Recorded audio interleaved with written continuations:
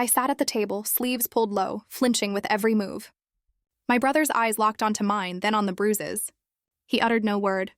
He hugged me goodbye, just like always.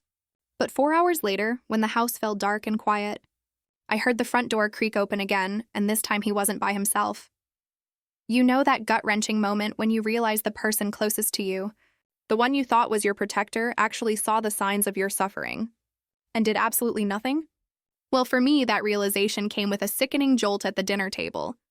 My own brother saw the bruises on my arms, his eyes lingering for a second too long before snapping away.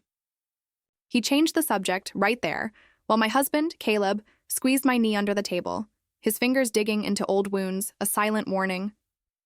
I had perfected the art of silent suffering, of swallowing screams behind those practiced smiles everyone saw at our dinner parties. For years, I truly believed that silence was safety. But as Gareth hugged me goodbye that night, his whispered, "Take care," carrying a weight that hung heavy between us, something inside me snapped. Was it hope? Or maybe rage? Caleb, oblivious, raised his beer triumphant that night. "Told you they'd never suspect a thing," he sneered.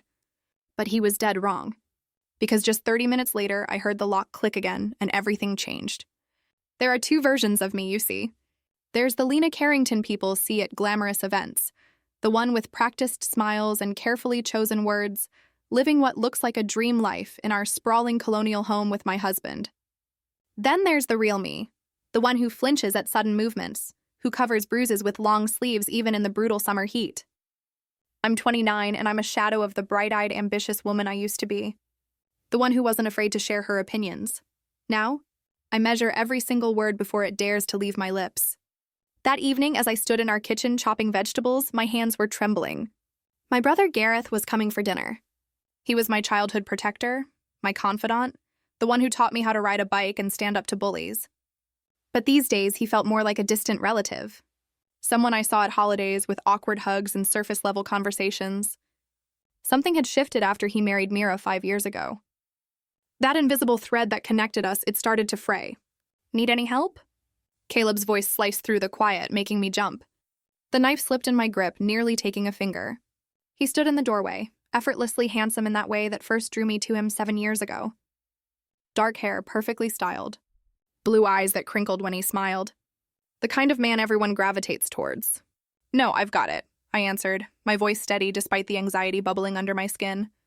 He walked over, placing his hands on my shoulders.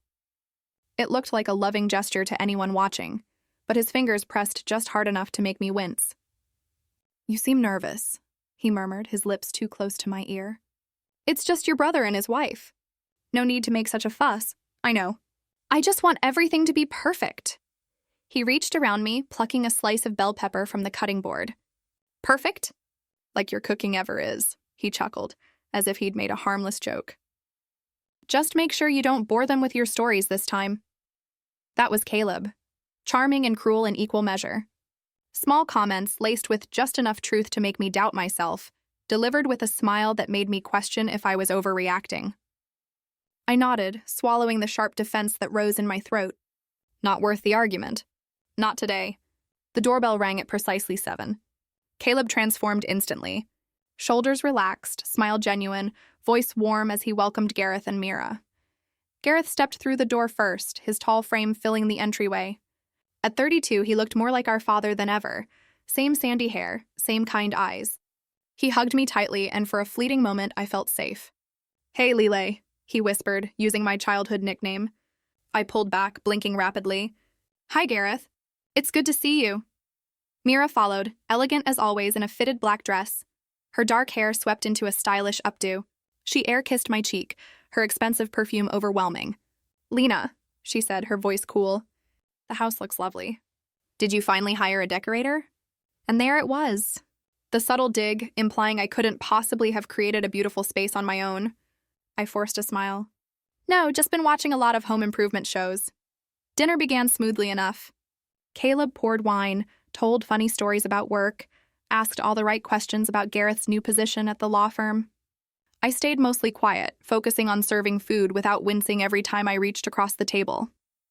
3 days ago, Caleb had grabbed my arms during an argument, his fingers digging into my flesh hard enough to leave marks. The bruises were still fresh, purple and tender beneath my long-sleeved blouse. "So, Lena," Gareth said, his warmth a stark contrast to Mira's coldness. "How's the graphic design work going?" Before I could answer, Caleb jumped in. "Oh, she's taking a break, actually. Weren't you saying just yesterday how you needed to focus on our home life more?" His hand found mine under the table, squeezing with hidden pressure. "Right?" I agreed quietly. The truth was, Caleb had convinced me to quit 6 months ago. Said my clients were taking advantage of me. Said I was working too hard for too little. Somehow I ended up with no clients at all. Mira sipped her wine. "Well, not everyone needs a career to feel fulfilled. Some women are perfectly happy focusing on their husbands." Her smile didn't reach her eyes. Though I could never do it. I'd be bored to tears after a week. I leaned forward to refill Gareth's water glass and felt it. The sleeve of my blouse riding up just enough. Just for a second, but a second was all it took. Gareth's eyes flickered to my wrist, where the edge of a bruise peeked out. Time seemed to stop. Our eyes met, and I saw it. Recognition, then shock, then something darker. His jaw tightened, but he said nothing. Mira must have noticed the change in his expression. "Gareth, stop hovering over your sister. She's a grown woman, not a child who needs protecting." Her voice dripped with annoyance, a familiar tone whenever Gareth showed me attention. I quickly pulled my arm back, tugging my sleeve down. The moment hung between us, heavy with unspoken questions. But Gareth stayed silent, and my heart sank. Whatever connection we once had wasn't strong enough anymore. Not strong enough for him to ask the question I desperately needed someone to ask. The evening dragged on. Caleb charmed them with stories and jokes, the perfect host. I smiled when appropriate, laughed when expected, all while feeling Gareth's concerned glances. By dessert, I was utterly exhausted from the performance. When they finally prepared to leave, Gareth hugged me longer than usual, his arms gentle, as if he knew exactly where it hurt. "Take care of yourself, Lillet," he whispered, and there was a weight to his words that made my eyes burn. I nodded, unable to speak around the lump in my throat. Mira barely said goodbye, already talking about some early meeting they had tomorrow. And then they were gone, leaving me alone with Caleb and the crushing weight of disappointment. Caleb closed the door, turning to me with a smug grin. He grabbed a beer from the fridge, popping it open with a satisfied sigh. "See? Told you they'd never suspect a thing." I began clearing the table, my movements mechanical, tears threatening to spill. I had hoped, foolishly perhaps, that Gareth would see through the facade, that he would recognize the girl who once stood up to his bullies was now unable to stand up for herself. I was halfway through loading the dishwasher when I heard it. The unmistakable click of the front door lock. My heart leaped into my throat as I straightened, hands trembling. "Caleb?" I called out, my voice barely audible. But Caleb was still in the living room, beer in hand, feet propped up on the coffee table. He looked up, frowning. "What?" And that's when I realized someone was coming back. My breath caught as footsteps approached the kitchen. I froze, clutching a dinner plate to my chest like a shield. The footsteps were deliberate. Steady, not Caleb's heavy tread when he was angry. Different. My mind flashed to all the times. Caleb had warned me about what would happen. If I ever told anyone about our private matters, would he hurt me worse this time? But it wasn't Caleb coming to punish me for some perceived slight. It was Gareth. He stood in the doorway of the kitchen, alone, his face a mask of barely contained emotion. He looked at me, really looked at me, taking in details I'd been hiding for years. The slight hunch of my shoulders, the way I immediately put distance between myself and others. The faded bruise near my collarbone, visible now that I'd changed into a more comfortable shirt after dinner. We stared at each other for what felt like an eternity. From the living room, I could hear the TV blaring, Caleb oblivious to the intrusion, probably assuming Gareth had forgotten something. "How long has this been going on?" Gareth finally asked, his voice so quiet I barely heard it. The plate slipped from my fingers, crashing to the floor. The sound startled us both, and I immediately dropped to my knees, frantically gathering the pieces. I'm sorry, I whispered automatically, the apology as reflexive as breathing. Gareth knelt beside me, gently taking the shards from my trembling hands. "Lena, stop. Look at me." I raised my eyes to meet his, and something inside me cracked open. Years of practice, lies, and careful evasions dissolved under my brother's gaze. 3 years, I whispered. It started small. Checking my phone, questioning where I'd been, getting angry if dinner wasn't ready. My voice broke. Then criticism, then control, then this. I gestured vaguely to my arms, the movement making me wince. Gareth's face crumpled. I should have known. I've seen the signs, Lena, the way you've withdrawn. How you never visit without him. The excuses for missed holidays. He ran a hand through his hair. I convinced myself it was nothing, that I was imagining things. Mira said I was imagining drama. He continued, the words tumbling out now. She told me to focus on our marriage, that you were just going through a phase, that all couples have rough patches. The mention of Mira made my stomach twist. She knew. Gareth shook his head. I don't think she knew the extent, but she... He hesitated, choosing his words carefully. She's always been threatened by our relationship, Lena.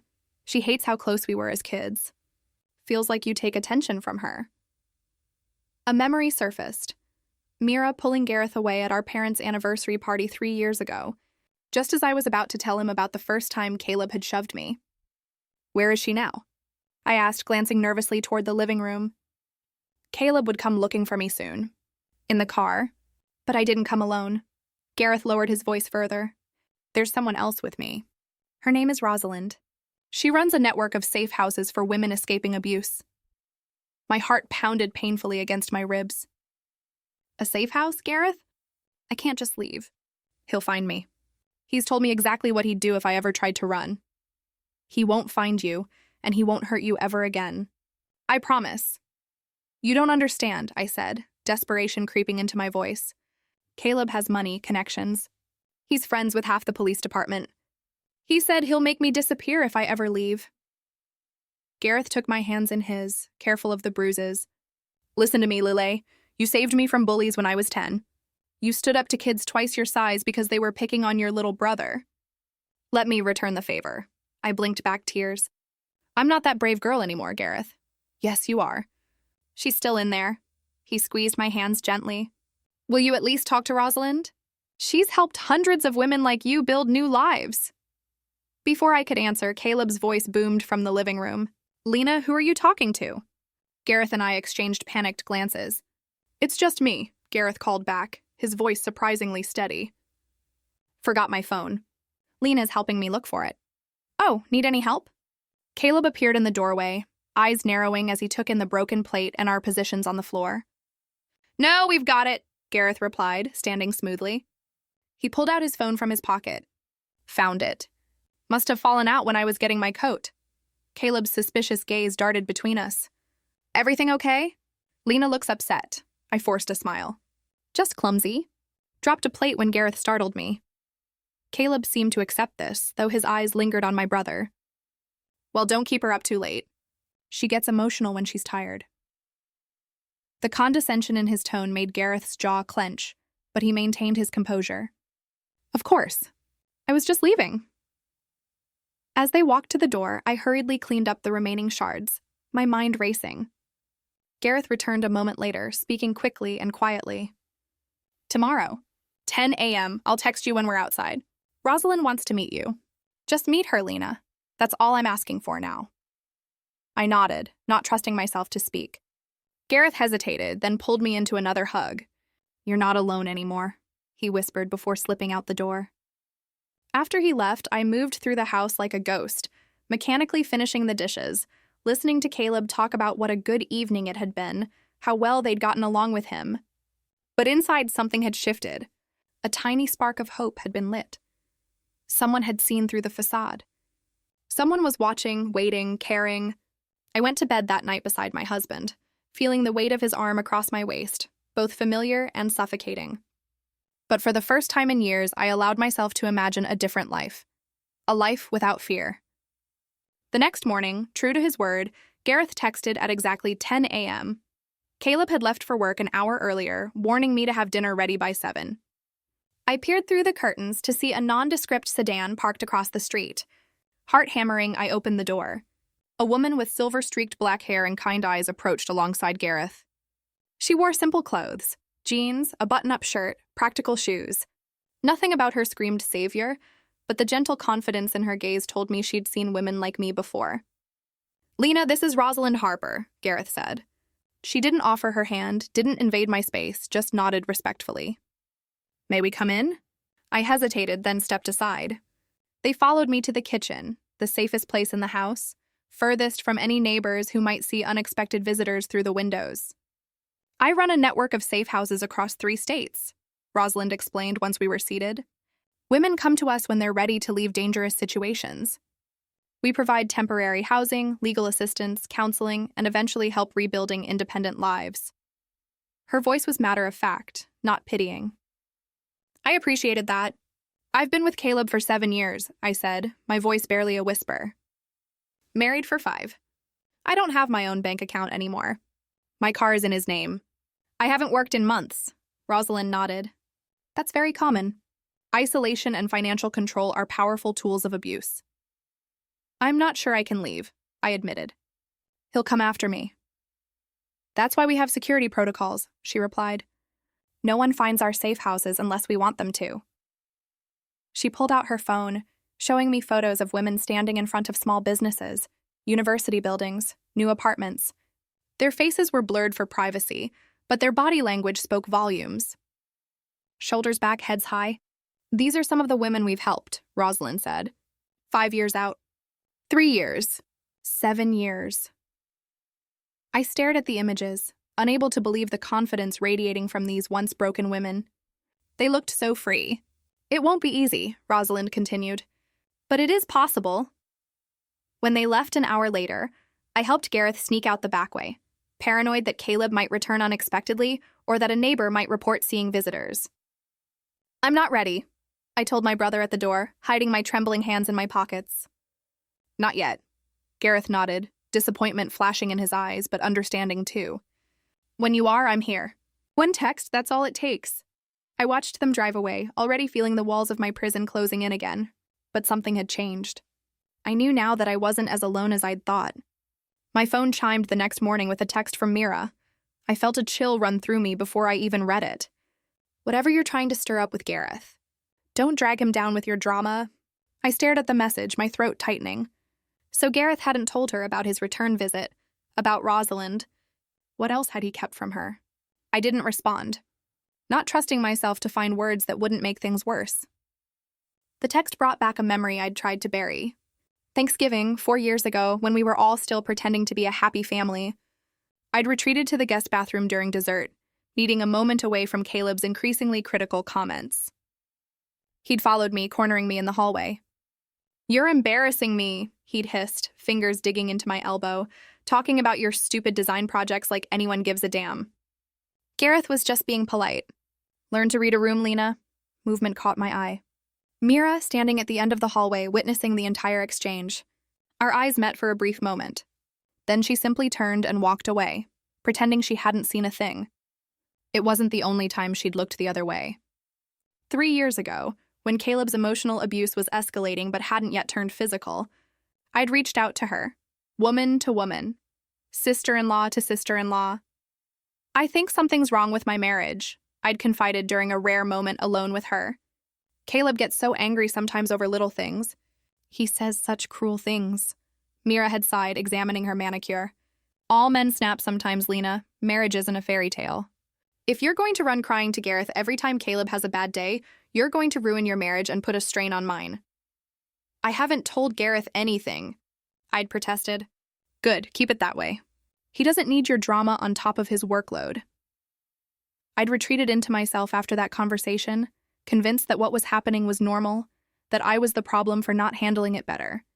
By the time Caleb's anger turned physical, I'd already built a fortress of silence around myself. Back in the present, I deleted Mira's message and went about my day, trying to focus on normal tasks. But something felt different. Caleb was acting strange, hovering more than usual, checking my phone when he thought I wasn't looking, suddenly bringing home flowers and my favorite dessert from the bakery across town. It was a red flag. This pattern of sudden generosity usually meant he suspected something and was trying to lull me into a false sense of security. I needed to be careful. That night, after he fell asleep, I slipped out of bed and retrieved the burner phone Rosalind had secretly pressed into my hand before leaving. I hid it inside a box of feminine products in the bathroom, the one place I knew Caleb would never look. Then I made a decision. I would start documenting everything. Over the next week, I became meticulous. I I recorded arguments on the burner phone hidden in my pocket. I photographed bruises before they faded. I kept a journal, coded as a diet diary to avoid suspicion, detailing incidents with dates and times. If I ever found the courage to leave, I wouldn't go empty-handed. The doorbell rang unexpectedly on Thursday afternoon. My heart nearly stopped. I wasn't expecting anyone, and unexpected visitors made Caleb suspicious. I opened the door to find Mira standing there, arms crossed, expression cold. "We need to talk," she said, brushing past me into the house without waiting for an invitation. I closed the door, anxiety crawling up my spine.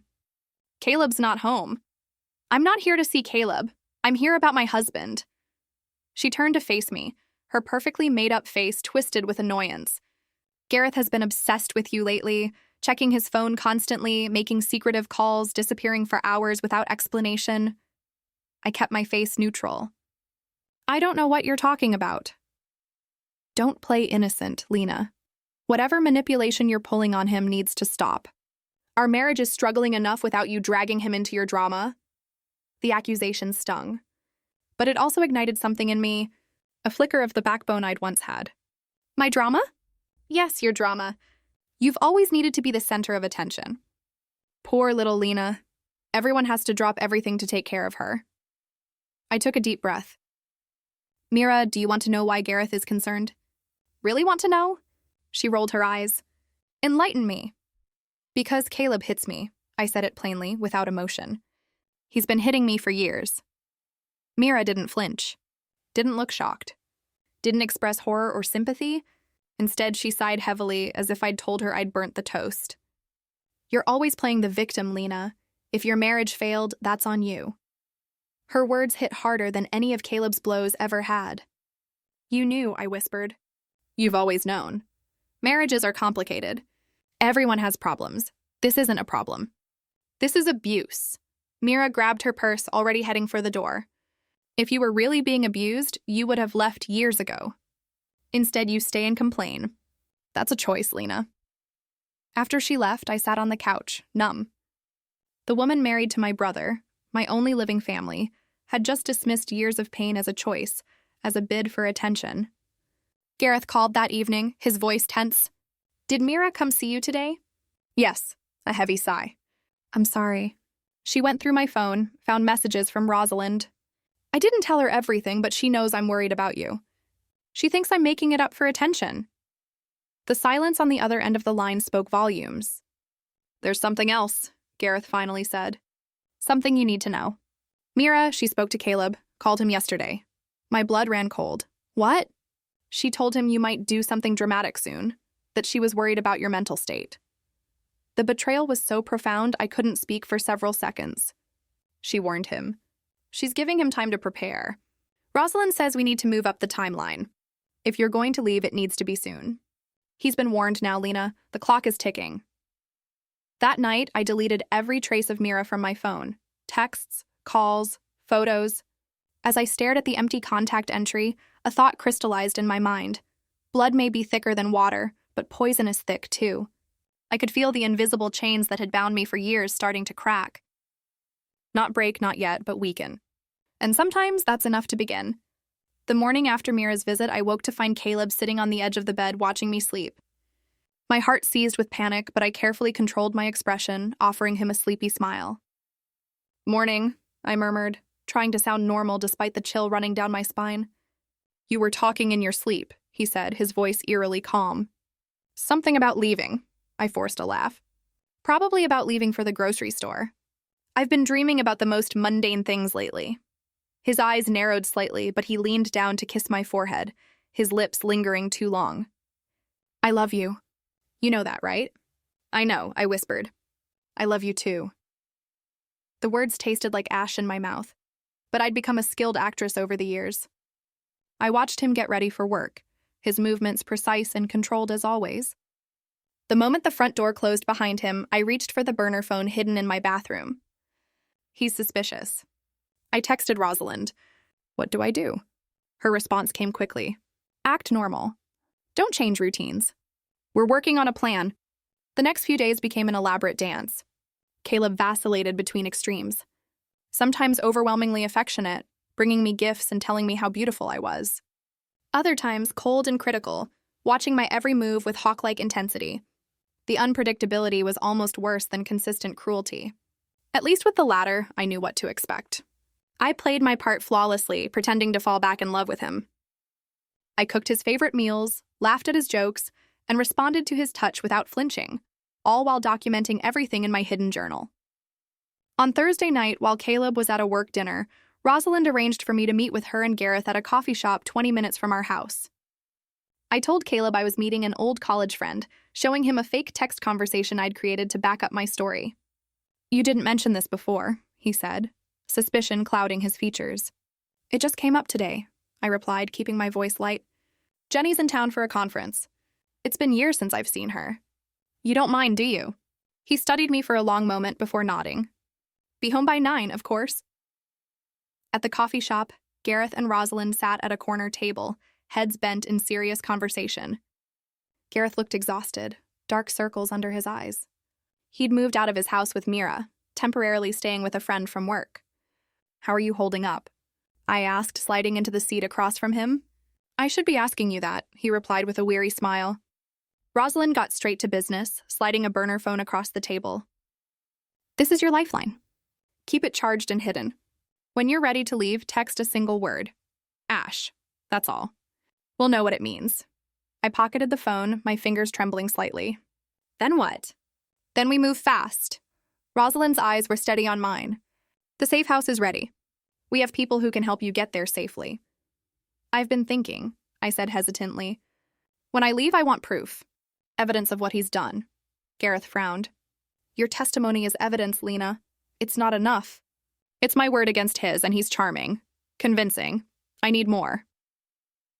Rosalind nodded slowly. "Documentation helps. Have you been keeping records like we discussed?"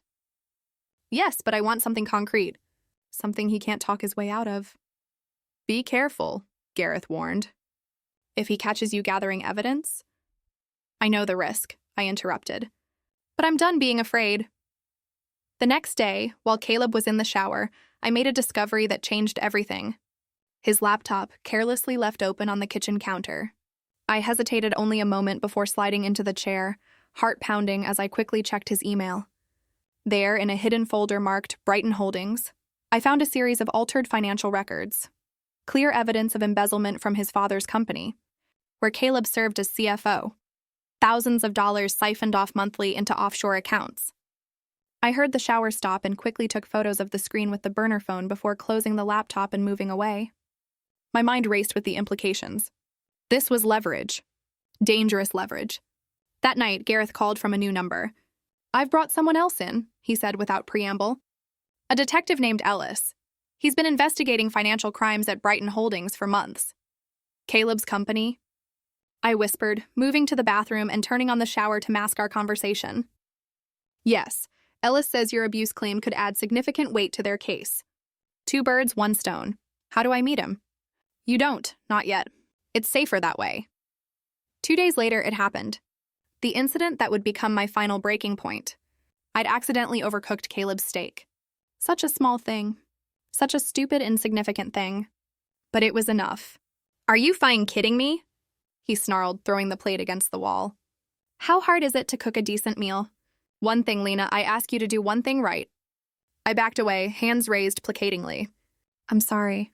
"I can make another." The blow came so fast I didn't see it coming. His fist connected with my cheekbone, sending me stumbling backward into the counter. Pain exploded across my face, bright and hot. But this time, something was different. This time, I had the burner phone in my pocket, already recording. As he continued his tirade, grabbing my arms and shaking me, I kept my wits enough to ensure the phone captured everything. His threats, his admissions of past abuse, the sounds of impact when he hit me again. When it was over, when he'd stormed out to get real food since I was too incompetent to provide it, I sat on the kitchen floor touching my swollen face with trembling fingers. But instead of despair, I felt something unexpected. Resolve. I pulled out the phone and sent a text to Gareth. "It's time." The response came immediately. "Are you safe right now?" "Yes, he left, but he'll be back soon." "Get what you need ready. Tomorrow, be prepared." Later that night, Caleb returned, calmer but still cold. He sat beside me on the couch, taking my hand in his. I'm sorry about earlier, he said, his voice smooth as glass. Work has been stressful. You know I don't mean to lose my temper. I nodded, the familiar script playing out between us. His apology, my acceptance, the uneasy peace that would last until the next explosion. I've been thinking, he continued, surprising me. We need to get away. Just the two of us. Reconnect. He smiled, and it almost reached his eyes. I've booked a cabin in the mountains this weekend. No phones, no distractions. My blood ran cold. The timing couldn't be worse. A remote cabin. No witnesses. No way to call for help. Was it a coincidence? Or had Mira's warning made him decide to isolate me completely? That sounds wonderful, I lied, squeezing his hand. That night, as Caleb slept beside me, I stared at the ceiling, heart racing. If he got me to that cabin, I might never come back. This wasn't just about escaping anymore. It was about surviving. I reached for the burner phone hidden beneath the mattress and sent the text I'd been afraid to send for years. Ash. The response came seconds later. Understood. Stand by. The plan was in motion. There would be no cabin in the mountains. Tomorrow would be the last day I spent as Caleb's prisoner. I closed my eyes, not sleeping, but rehearsing. Every step, every word, everything I would need to do to walk out of this house alive. Dawn broke with pale light filtering through the bedroom curtains. I barely slept, hyper-aware of Caleb's every movement beside me. He woke at 6 as always, kissing my forehead before heading to the shower. I lay there listening to the water run, mentally checking off my preparation list. The small bag I'd packed was hidden in the back of my closet, containing only essentials, documents, medication, a few clothes, the journal that documented my abuse, and the burner phone with recorded evidence. Everything else I would leave behind. Caleb emerged from the bathroom, towel wrapped around his waist, humming as he selected a suit for the day. I'll leave work early today, he said, buttoning his shirt. We should hit the road by 4 to beat traffic to the mountains. I nodded, forcing enthusiasm into my voice. I can't wait. Pack light, just casual clothes. We won't be going anywhere fancy. Another check on my mental list. He wanted to limit what I brought, making it harder to leave once we arrived. I'll have everything ready, I promised. He left for work at 7:30, kissing me deeply at the door, his hands possessive on my waist. See you at 3, he said, eyes lingering on mine as if searching for deceit. The moment his car disappeared down the street, I sprang into action. Gareth had texted detailed instructions during the night. I slipped the recording device Rosalind had provided into my bra, a tiny microphone that would capture Caleb's voice when he returned. By 2, everything was in place. I'd packed a decoy weekend bag that Caleb would expect to see. My real escape bag was hidden by the back door. I'd removed all traceable electronics, my regular phone, tablet, and smartwatch, and left them in the bedroom. At 2:30, Gareth confirmed their positions. Ellis, the detective, was parked down the street with an arrest warrant, waiting for my signal. Rosalind was nearby with a car ready to take me to the safe house. Gareth himself would arrive just before Caleb to ensure I wasn't alone when my husband returned. At 2:50, I heard a car in the driveway. My heart leapt into my throat. Caleb was early. I peeked through the curtains and nearly collapsed with relief. It was Gareth, right on time. I opened the door before he could knock, pulling him inside quickly. Are you ready? He asked, eyes scanning my face, lingering on the fading bruise on my cheekbone. As ready as I'll ever be. We went through the plan one last time. Caleb would arrive. I would let him enter, act normal. Once he was inside, Gareth would block the driveway with his car, preventing escape. Ellis would approach with the warrant. If all went well, Caleb would be arrested without incident. If not, well, we had contingencies for that too. At 3:15, Caleb's black Audi pulled into the driveway. I took a deep breath, meeting Gareth's eyes one last time before he slipped into the kitchen, out of sight, but within earshot. Caleb entered with a smile, his weekend bag slung over his shoulder. Ready for our getaway? He asked, setting down his keys. Almost, I replied, hating how my voice shook slightly. Just need to grab a few things. He frowned, noticing something off in my demeanor. Everything okay? Fine, just excited. I moved toward the bedroom, creating distance between us. Through the window, I could see Gareth's car, now blocking the driveway. The trap was set. Whose car is that? Caleb's voice sharpened as he looked out the front window. My brother's, I said simply. Caleb turned to me slowly, his expression hardening. Your brother's? And why is your brother here right now? I swallowed hard, standing my ground. Because I asked him to be. The change was instantaneous. The charming mask fell away, revealing the monster beneath. "What did you do?" he snarled, advancing toward me. I backed away, heart hammering. "Nothing yet. But I'm not going to the cabin with you, Caleb. I'm not going anywhere with you ever again." His face contorted with rage. "You ungrateful bitch. After everything I've done for you?" The front door opened and Gareth stepped into the living room. "That's enough, Caleb." Caleb spun around, momentarily startled by Gareth's appearance. "This is between me and my wife. Get out of my house." "No," Gareth said firmly. "I'm not leaving without Lena." Caleb laughed, the sound cold and brittle. "She's not going anywhere. Tell him, Lena. Tell him how happy we are together." I stepped forward, pushing up the sleeve of my shirt to reveal the constellation of bruises on my arm. "This is what happiness looks like to him, Gareth." Caleb lunged forward, but Gareth moved faster, positioning himself between us. Outside, another car pulled up. Detective Ellis, right on schedule. "Caleb Carrington," Ellis called as he approached the front door, warrant in hand. "I have a warrant for your arrest on charges of financial fraud and embezzlement from Brighton Holdings." Caleb's face went pale. "What? This is ridiculous. Who the hell are you?" Ellis entered, showing his badge. "Detective James Ellis, Financial Crimes Unit. We've been investigating discrepancies in Brighton Holdings accounts for months, and now we're adding domestic abuse charges as well." "Domestic abuse?" Caleb scoffed, turning to me with venom in his eyes. "You're making this up. She's lying. She's always been unstable." With steady hands, I pulled out my phone and played the recording from 2 days ago. His voice crystal clear as he berated me, the unmistakable sound of his fist connecting with my face. My cry of pain. "I have dozens more like this," I said quietly, going back months. Caleb's expression shifted from disbelief to rage. With a roar, he lunged at Gareth, fists flying. "You did this. You turned her against me." I moved without thinking, stepping between them. "This ends now," I said, my voice stronger than it had been in years. "You don't control me anymore." Ellis intervened quickly, restraining Caleb with practiced efficiency. "Caleb Carrington, you're under arrest for domestic assault and battery as well as financial fraud. You have the right to remain silent." As Ellis recited the Miranda rights, Rosalind appeared at the door, her calm presence a stark contrast to the chaos inside.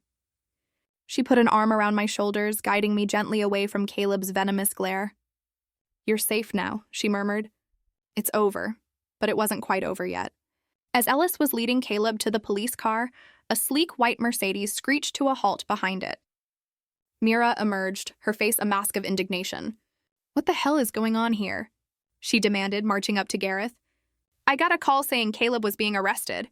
"He is," Gareth confirmed coldly. "For abusing Lena. And for embezzlement." Mira's eyes darted to Caleb, then back to Gareth. "This is insane." "She's manipulating you!" "She's always been jealous of us, of our marriage." "Stop it!" Gareth exploded, his patience finally shattering. "You knew. You knew what he was doing to her, and you let her rot in that house while you whispered lies in my ear." Mira took a step back, shock registering on her face at his outburst. "Gareth, you're not thinking clearly." "I'm thinking more clearly than I have in years," he interrupted. "You chose a side. You warned him when you found out I was helping Lena. You tried to keep me from protecting my own sister." "I was protecting our marriage," Mira protested, tears welling in her eyes. "She's always come between us." "No, you came between us with your jealousy, your pettiness." Gareth shook his head, a finality in his voice that made Mira flinch. "We're done. You made your choice." Mira turned to me, hatred blazing in her eyes. "This is your fault. You've ruined everything." I met her gaze steadily. "No, Mira. You did that all on your own." As Ellis drove away with Caleb in the back seat, I stood in the doorway of the house that had been my prison for so long. 5 years of fear, 5 years of walking on eggshells, 5 years of hiding bruises and making excuses. Rosalind touched my arm gently. "The car is ready when you are. We should go before reporters show up. Financial crimes involving Brighton Holdings will make the news." I nodded, turning back to grab my small bag from beside the door. I took one last look around at the perfect furniture, the spotless kitchen, the carefully curated facade of a happy home. None of it was real. None of it was worth keeping. As we pulled away, I watched the house, my prison, disappear in the rearview mirror. A single tear rolled down my cheek, not of sadness, but of release. I turned to Gareth in the backseat beside me and whispered, "Thank you for coming back that night." He took my hand, his eyes full of regret and determination. I wish I'd come sooner. 8 months later, I stood behind the counter of a small bookstore cafe, arranging a display of new releases. Sunlight streamed through the large front windows, catching dust motes in golden beams. The scent of coffee and old books filled the air, my favorite combination of smells in the world. "Looking good," Rosalind commented, approaching with 2 mugs of tea. She handed one to me, surveying the display with approval. "The poetry section's really coming together." I smiled, accepting the tea gratefully. "Thanks. I think it's my favorite part of the store." After leaving Caleb, I'd spent 6 weeks in one of Rosalind's safe houses, a comfortable, secure home shared with 3 other women escaping similar situations. There, I'd begun the slow process of rebuilding my life and my sense of self. With Rosalind's help, I'd relocated to a quiet town 3 hours from my old home. Using my background in graphic design, I'd found work creating marketing materials for local businesses. When the opportunity came to partner with Rosalind on opening a bookstore cafe that would partially fund her safe house network, I jumped at the chance. Now, 8 months later, New Chapter Books and Brew was thriving. More importantly, so was I. The bell above the door jingled, and I looked up to see Gareth entering with his 10-year-old daughter, Sophie. After finalizing his divorce from Mira, he'd gained primary custody of Sophie, with Mira's visitation limited to supervised weekends. "Aunt Lena," Sophie called, rushing over to hug me. Her sandy hair, so like her father's, was pulled into a messy braid, and her freckled face beamed with excitement. "Dad said we can stay for story time today." I hugged her back, warmth spreading through my chest. "That's great. We're reading The Secret Garden today." "I think you'll love it." Gareth approached more slowly, carrying a cardboard box. "Found this in the attic while cleaning. Thought you might want it?" I raised an eyebrow, taking the box. "More of my old stuff?" He nodded. "Mostly books and some drawings from when we were kids. Mom saved everything." Our parents had died in a car accident 5 years ago, the event that had initially driven me closer to Caleb, seeking security and comfort in the aftermath of loss. Now, looking at Gareth's kind face, so similar to our father's, I realized I'd always had family who truly loved me. I just lost sight of that truth for a while. "Thanks for bringing this," I said, setting the box beneath the counter. "Are you staying for lunch?" "If you're offering," Gareth grinned. "Sophie's been talking about your tomato soup all week." As I prepared lunch in the small kitchen behind the cafe, I reflected on how much had changed. Caleb's trial for financial fraud had concluded 3 months ago, resulting in a 7-year sentence. The domestic abuse charges had added another 2 years. More importantly, I had a permanent restraining order against him. The journal I'd kept during my marriage had been published anonymously with Rosalind's encouragement. Breakthrough.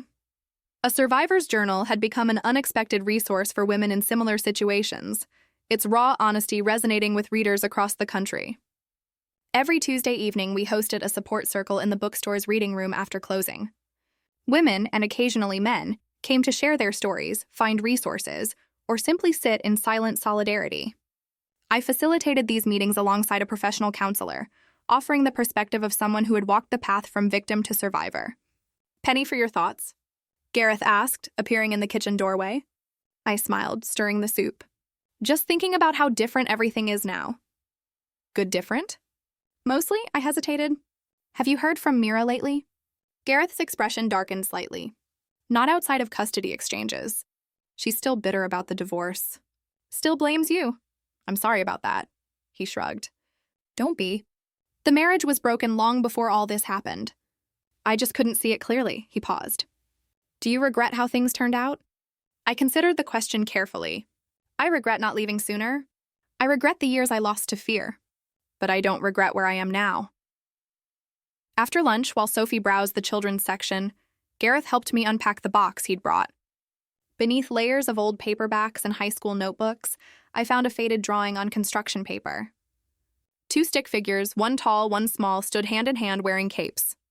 "Super Gareth and Mighty Lena" was scrawled across the top in childish handwriting. "I remember this," I whispered, tears pricking my eyes. I drew it after you stood up to Billy Sanderson for pushing me off the swings. Gareth smiled, the memories softening his features.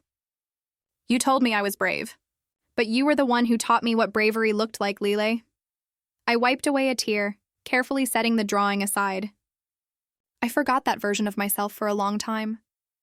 She was always there, Gareth said gently, just waiting for the right moment to come back.